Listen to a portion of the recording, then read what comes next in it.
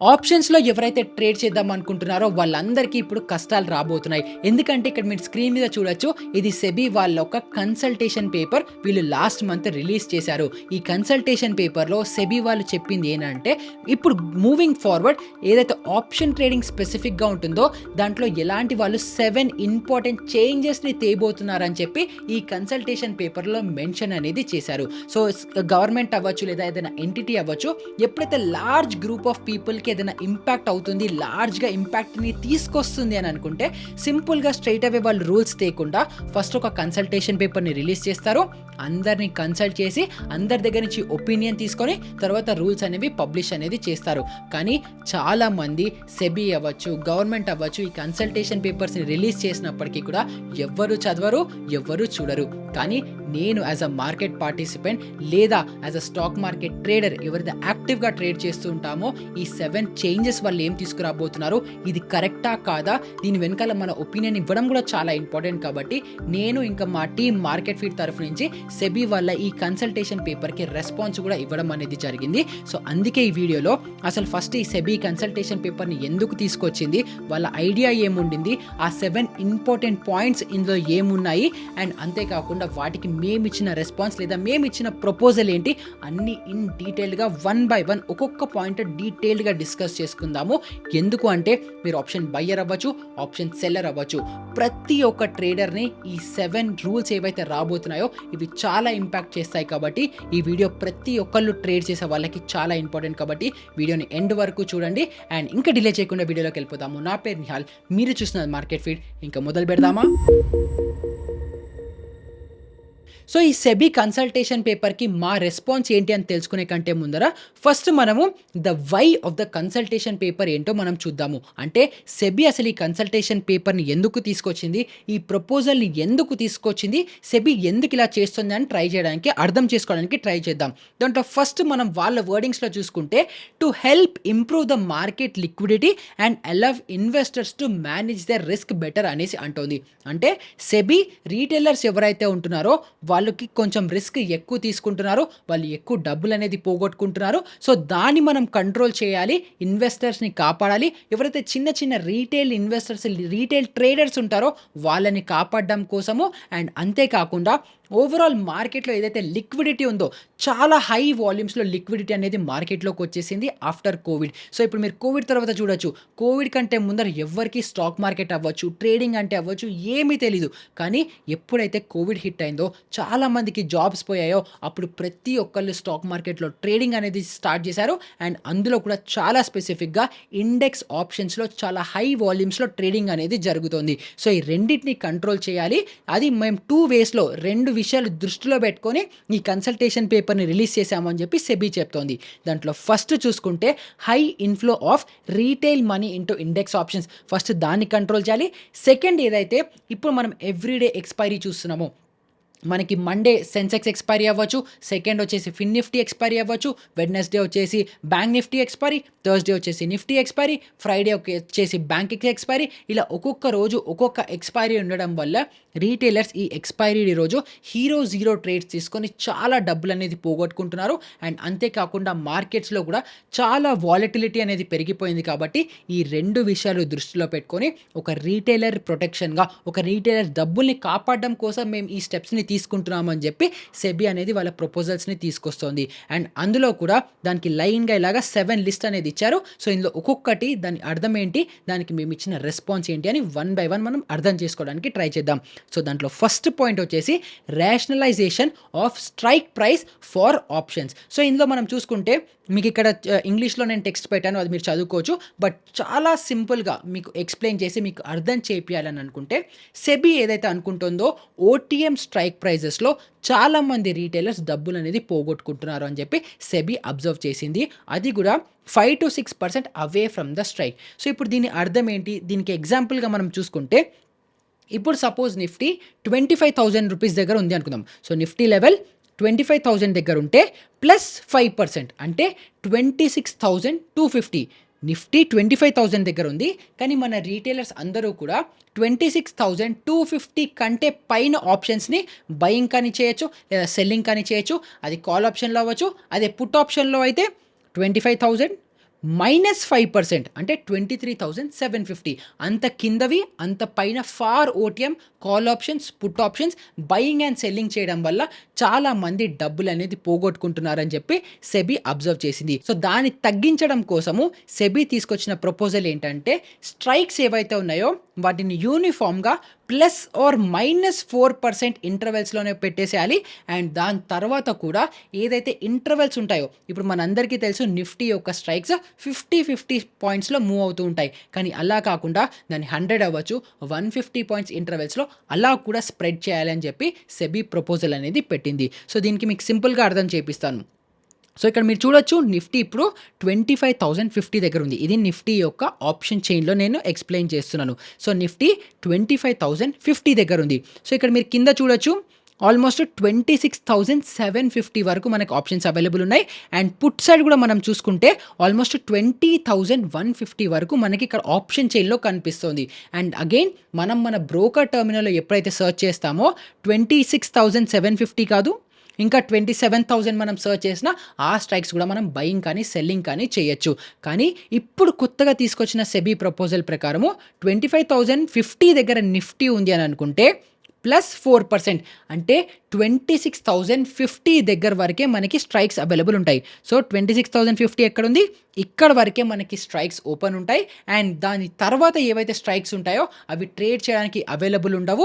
స్లోగా market move అవుతూ ఉంటే అప్పుడు స్ట్రైక్స్ స్లోగా అన్లాక్ అవుతూ ఉంటాయి. కానీ ఎప్పుడైతే ఒక మంత్‌లో కాంట్రాక్ట్స్ స్టార్ట్ అవుతాయో అప్పుడు మాత్రం 4% ఫిక్స్డ్‌గా అదే రేంజ్‌లో మార్కెట్స్‌లో మనకి స్ట్రైక్స్ ఆప్షన్స్ అవైలబుల్ ఉంటాయి అని చెప్పి సెబీ అనేది ప్రపోజల్ అనేది తీసుకొచ్చింది. కానీ దీంట్లో ప్రాబ్లమ్ ఎక్కడుంది? దీంట్లో ఇంటెంట్ కరెక్టే ఉంది. కానీ ప్రాబ్లమ్ ఎక్కడుంది అని మనం ఆలోచిస్తే ఇప్పుడు మనం ఇక్కడ చూడొచ్చు. సో, ఇక్కడ 25,000 దగ్గర మనకి నిఫ్టీ ఇప్పుడు ఎట్ ద మనీలో ఉంది. మనకి 26,050 వరకు మాక్సిమం అలౌ చేస్తారు అని చెప్పి సెబీ చెప్తుంది. కానీ సడన్‌గా మార్కెట్‌లో ఏదన్నా వార్ లాంటి సిట్యుయేషన్ వచ్చింది, లేదా ఎలక్షన్స్ వస్తున్నాయి, లేదా ఏదైనా ఈవెంట్ వచ్చింది. అలా వచ్చినప్పుడు ఐవీ అనేది చాలా ఫాస్ట్‌గా ఎక్స్‌పాండ్ అనేది అవుతుంది. ఎందుకంటే మనందరికీ తెలుసు ఇప్పుడు ఏదైతే ఇక్కడ స్ట్రైక్ ప్రైస్‌లో సపోజ్ ఇక్కడ మనకి ఆప్షన్ ప్రీమియం 59 ఉంది. కానీ ఐవీ ఎక్స్‌పాండ్ అయినప్పుడు లేదా సడన్‌గా వాలటిలిటీ పెరిగినప్పుడు ఈ 59 కాస్త 100 కూడా అయిపోవచ్చు ఎట్ ద మనీ స్ట్రైకే. సో, అలాంటప్పుడు ఒకవేళ 4%లోనే రిజిడ్‌గా 26,000 వరకే నేను స్ట్రైక్స్‌ని సప్లై చేస్తాను. అండ్ దాని తర్వాత స్ట్రైక్స్‌ని నేను సప్లై చెయ్యను అని గనుక సెబీ డిసైడ్ చేసుకుంటే అప్పుడు మనకి మార్కెట్ పార్టిసిపెంట్స్ ఎవరైతే ట్రేడర్స్ ఉన్నారో, ఎవరైతే యాక్టివ్‌గా ట్రేడ్ చేస్తుంటారో వాళ్ళకి అప్రోప్రియేట్ హెడ్జింగ్ ఆప్షన్స్ అవ్వచ్చు, లేదా ఏదైనా పొజిషన్స్‌ని మనము సేఫ్‌గార్డ్ చేసుకోవడానికి కౌంటర్ ట్రేడ్ తీసుకోవడానికి అవ్వచ్చు. ఆ పాసిబిలిటీ అనేది చాలా తగ్గిచ్చేస్తారు. ఎందుకంటే నేను చాలా సేఫ్‌గా ఇండెక్స్‌లో ఆప్షన్ సెల్లింగ్ అనేది చేస్తుంటాను. అండ్ ఐవీ ఎక్స్‌పాండ్ అయినప్పుడు నేను ఇంకా క్లోజర్ కంటే ఇంకా ఫార్ అవే స్ట్రైక్స్‌లో ట్రేడ్ తీసుకుంటాను. ఎందుకంటే అవి మచ్ మోర్ సేఫర్ కాబట్టి. కానీ ఇప్పుడు 4% లిమిట్ కనుక పెట్టేస్తే మనకి ఇంకా ఫార్ ఓటీఎం స్ట్రైక్సే అవైలబుల్ లేకపోతే నేను అక్కడ ట్రేడింగ్ ఎలా తీసుకుంటాను, లేదా ఆల్రెడీ ఎగ్జిస్టింగ్ ఉన్న ట్రేడ్‌లో మళ్ళీ మనము ఎలాగా అడ్జస్ట్‌మెంట్స్ చేసుకోగలుగుతాం. కాబట్టి సెబీ ఎప్పుడైతే ఈ కన్సల్టేషన్ ఫామ్‌లో ఈ పాయింట్‌ని మెన్షన్ చేసిందో 4% అనేది స్ట్రిక్ట్‌గా కాకుండా ఐవీ ఎలా మూవ్ అవుతుంది, వాలటిలిటీ సడన్‌గా హిట్ అవుతే మనకి స్ట్రైక్స్ అప్పటికప్పుడు ఇన్‌స్టంట్‌గా అన్లాక్ చేస్తారా చెయ్యరా, ఇవన్నీ వాళ్ళు కన్సిడర్ చేస్తున్నారా చేయట్లేదా చెప్పట్లేదు. కాబట్టి అవి కూడా కన్సిడర్ చేయాలని చెప్పి మా సైడ్ నుంచి మేము రాసిన రెస్పాన్స్. ఇంకా సెకండ్ పాయింట్ వచ్చేసి up front collection of options premium from option buyers. So, ఇప్పుడు మనందరికీ తెలుసు మాక్సిమం డిస్కౌంట్ బ్రోకర్స్ అవ్వచ్చు ఎవరైతే ఉన్నారో వాళ్ళు కంప్లీట్ ఆప్షన్ ప్రీమియం అనేది కలెక్ట్ చేసుకుంటారు. అంటే ఇప్పుడు నిఫ్టీ లాట్ సైజ్ 25 ఉంది. అండ్ సపోజ్ ఒక ఆప్షన్ మనం తీసుకోవాల్సిన స్ట్రైక్ ప్రైస్ ప్రీమియం 100 రూపీస్ ఉంది అని అనుకుంటే 2,500 రూపీస్ మార్జిన్ మన అకౌంట్‌లో ఉంటేనే మనం ట్రేడ్ అనేది ఎగ్జిక్యూట్ చేయగలుగుతాము.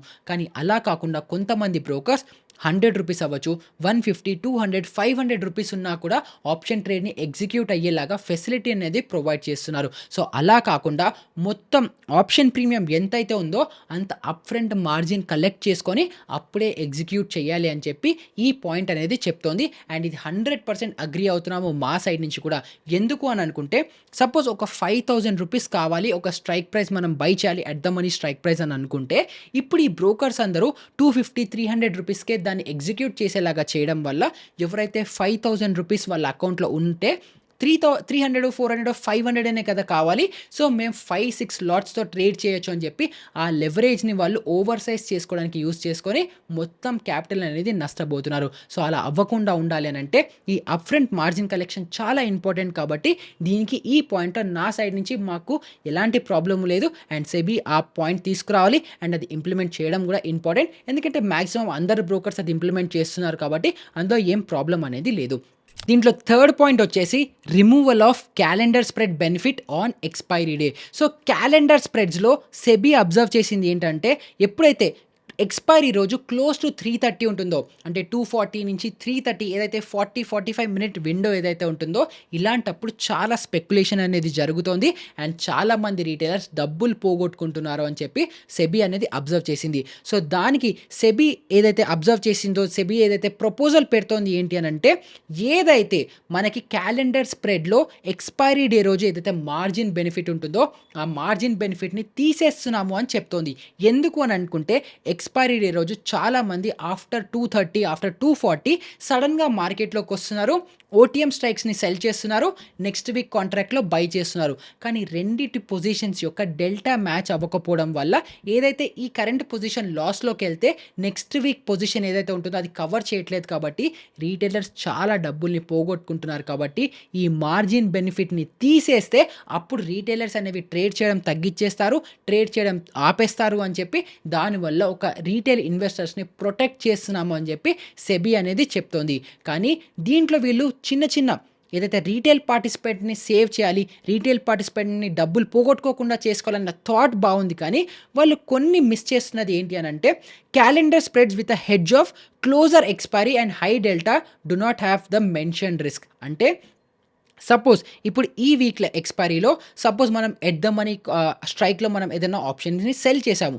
అండ్ నెక్స్ట్ వీకే ఇమ్మీడియేట్ నెక్స్ట్ వీక్ ఆప్షన్‌నే మనం బై చేస్తున్నాము.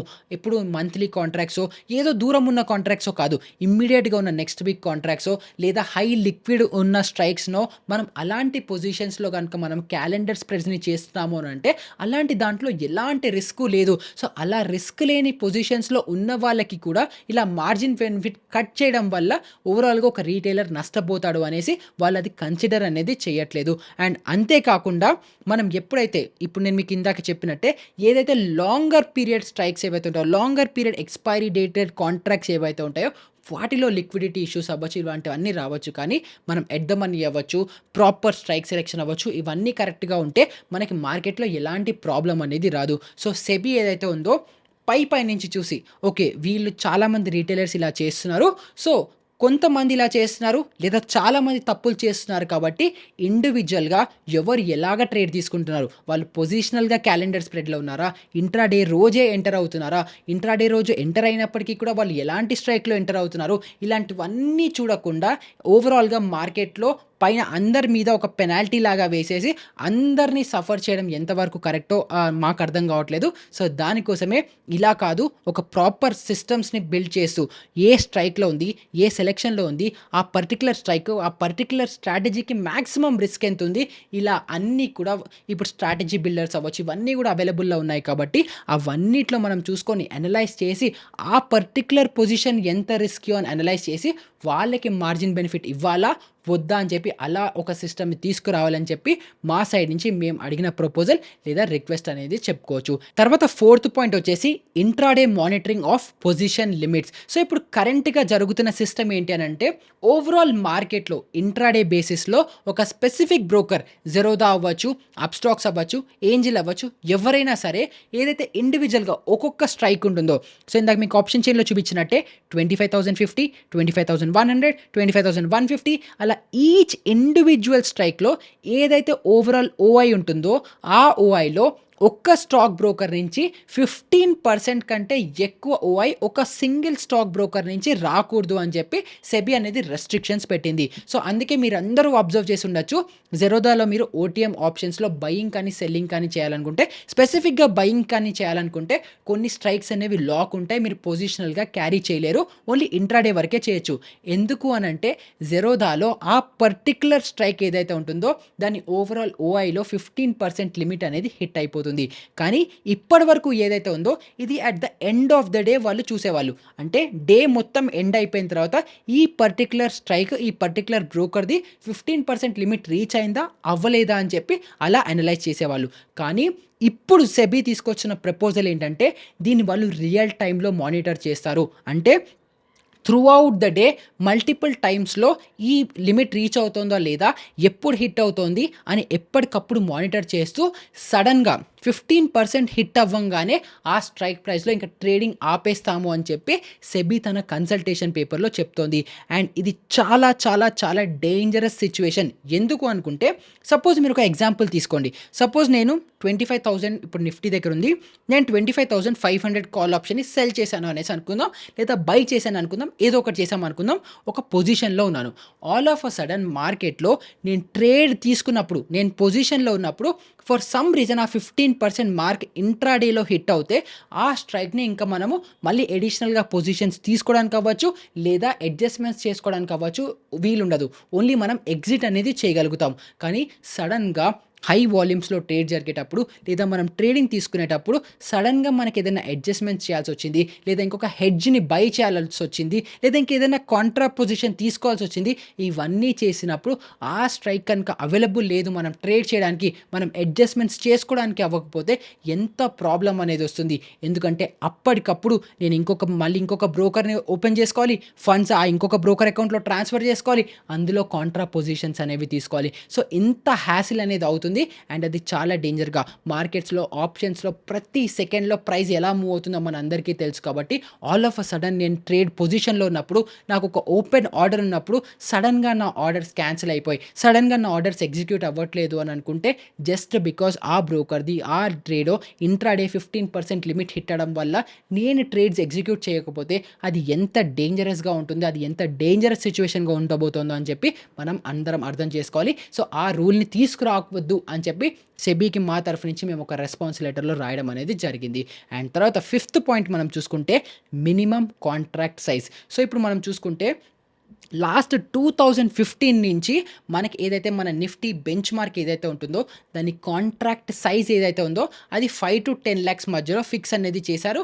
అండ్ అదే ప్రైస్‌లో మూవ్ అవుతుంది. సో ఎప్పుడెప్పుడైతే బ్యాంక్ నిఫ్టీ పైకి మూవ్ అవుతుందో, ఎప్పుడైతే నిఫ్టీ మూవ్ అవుతుంటుందో మీరందరూ ఆల్రెడీ అబ్జర్వ్ చేసి ఉంటారు. చాలా రీసెంట్‌గా నిఫ్టీ లాట్ సైజ్ 50 ఉండేది 25 అనేది చేసేశారు. ఎందుకు అనంటే నిఫ్టీ స్లోగా మూవ్ అవుతోంది. సో మన ఏదైతే కాంట్రాక్ట్ సైజ్ ఉంటుందో ఆ సైజ్ కంటే నిఫ్టీ పైకి వెళ్ళిపోతుంది కాబట్టి దాన్ని మనం లాట్ సైజ్ అనేది హాఫ్ చేశారు. సో ఇప్పుడు ఈ లాట్ సైజు 5-10 lakhsలో ఉండడం వల్ల ఎంట్రీ బ్యారియర్ చాలా తక్కువ ఉండడం వల్ల చాలామంది రీటైల్ పార్టిసిపెంట్స్ వచ్చేస్తున్నారు.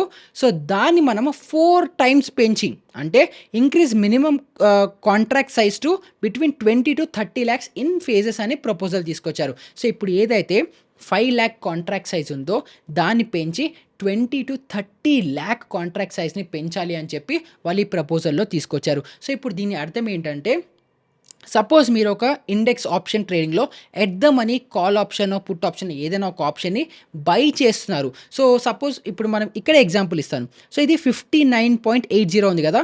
సో ఇప్పుడు మీరు 59.80 ఇంటూ 25 చేస్తే మీకు 1,500 రూపీస్ ఉంటే కాల్ ఆప్షన్‌ని బై చేయొచ్చు. అండ్ అదే మీరు ఆప్షన్‌ని సెల్ చేయాలనుకుంటే 95,000 అరౌండ్‌గా మీరు ఒక నేకెడ్ కాల్ ఆప్షన్‌ని సెల్ చేయొచ్చు. కానీ ఎప్పుడైతే ఈ ప్రపోజల్ వస్తుందో, ఎప్పుడైతే కాంట్రాక్ట్ సైజ్ 30 lakh రూపీస్‌కి చేస్తారో అప్పుడు ఇప్పుడున్న దానికంటే 6 times పెరుగుతుంది. అంటే ఆప్షన్ బై చేసేటప్పుడు 1,500 ఇంటూ 6 మనకెంతొస్తుంది? 9,000 రూపీస్ వన్ కాంట్రాక్ట్‌ని బై చేయడానికి అవుతుంది. అండ్ అదే విధంగా సేమ్ కాంట్రాక్ట్‌ని సెల్ చేయాలి అని అనుకుంటే సిమిలర్‌గా 90,000 ఏదైతే మనకి ఇప్పుడు ఆప్షన్ కాంట్రాక్ట్ వాల్యూ ఉందో దాన్ని అట్‌లీస్ట్ 3-4 times పెరిగిపోయి మనకి ఆల్మోస్ట్ 3,50,000 3,60,000 లేదా ఆల్మోస్ట్ 4 lakh రూపీస్ మనకి ఒక్క కాంట్రాక్ట్‌ని సెల్ చేయడానికి అవుతుంది. సో ఏదైతే సెబీ మన ఈ కన్సల్టేషన్ పేపర్ త్రూ చిన్న చిన్న రీటైలర్స్‌ని మనం మార్కెట్‌లో కాపాడాలి అని చూస్తుందో, సో కాపాడాలి అని కాదు వెళ్ళగొట్టాలి అని చూస్తుంది అని మనం అర్థం చేసుకోవచ్చు. ఎందుకంటే ఎవరైతే ఇప్పటి వరకు ఒక 90,000 1 lakh ఉన్నప్పటికీ కూడా ఆప్షన్ సెల్లింగ్ చేద్దాం అనుకుంటున్నారో వాళ్ళు ఇప్పుడు 4-5 లాక్స్ మినిమమ్ లేకపోతే ఆప్షన్ సెల్లింగ్ చేయలేరు కాబట్టి వాళ్ళు డెఫినెట్‌గా మార్కెట్‌లోంచి బయటికనేది వెళ్ళిపోతారు. అండ్ తర్వాత వాళ్ళు ఫోర్స్డ్‌గా ఆప్షన్ బయర్స్‌గా కన్వర్ట్ అవ్వడానికి అవుతారు. అండ్ తర్వాత వాళ్ళు మళ్ళీ ఆప్షన్ బయింగ్‌లో డబ్బులు సంపాదించుకోవడం కంటే డబ్బులు నష్టపోయే ఛాన్సెస్ చాలా ఎక్కువుంటాయి. సో, ఒక ఆప్షన్ బయర్ ఎవరైతే ఆల్రెడీ 1500, 2000 రూపీస్ స్పెండ్ చేస్తున్నారో వాళ్ళు ఇంకొక 9000 స్పెండ్ చేయడానికి కూడా రెడీగా ఉంటారు. వాళ్ళు స్టిల్ ఆప్షన్ బయింగ్ చేయడానికి చేస్తూ ఉంటారు. కానీ ఎవరైతే ఆప్షన్ సెల్లర్ ఉన్నారో ఆ ఆప్షన్ సెల్లర్ ఇప్పటి వరకు ఏదైతే కష్టపడుకుంటూ ఒక సిస్టమ్ అవ్వచ్చు, ఏదైనా ప్రాసెస్‌ని ఫాలో అవ్వుకుంటూ ఎవరైతే సిస్టమాటిక్‌గా బిజినెస్‌గా కన్సిడర్ చేస్తూ ఆప్షన్ ట్రేడింగ్ చేస్తున్నారో వాళ్ళకి ఎంట్రీ బ్యారియర్ అనేది చాలా పెద్దగా అయిపోవడం వల్ల వాళ్ళు ఫోర్స్‌ఫుల్లీ ఆప్షన్ బయర్‌గా కన్వర్ట్ అవుతారు. అండ్ తర్వాత డబ్బులనేది పోగొట్టుకుంటూ ఉంటారు. సో, ఇది ఎంతవరకు కరెక్టు అనేది చెప్పి మేము దాని మీద గూడా ఇలా కాకుండా ఒక లాట్ సైజ్‌ని మనం డిక్రీజ్ చేసుకుంటూ లేదా మన కాంట్రాక్ట్ సైజ్‌ని మనం పెంచుకుంటూ, తగ్గించుకుంటూ ఇలా ఇర్రాషనల్‌గా 20,00,000, 30,00,000 వరకు పెంచేసుకుంటే ఇది రీటైల్ పార్టిసిపెంట్‌కి హెల్ప్ అవ్వడం కంటే వీళ్ళని మళ్ళీ ఆప్షన్ బయర్స్‌గా చేస్తూ ఇంకా డబ్బులు ఎక్కువ నష్టపోయేలాగే చేస్తాము అని చెప్పి మేము అనుకున్నాము. అండ్ అదే మా రెస్పాన్స్ త్రూ కూడా మేము చెప్పడం అనేది జరిగింది.